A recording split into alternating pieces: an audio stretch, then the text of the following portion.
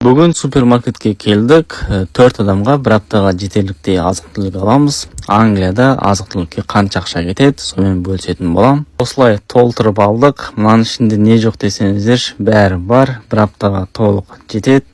Шыны керек, Қазақстанда бұндай азық-түлік алмаймыз. Енді бұл жақта кішкене қымбатырақ шығады. 82,72 фунт шықты. Бұл деген сөз теңгемен шамамен 52.300 теңге шығады.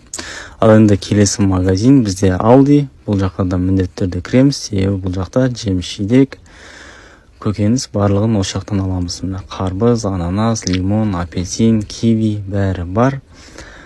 Алма, груша бәрі осында бар. Және де ең қызығы бұл жақта банан теңгеге шаққанда 100-105 теңге шығады қазіргі курспен.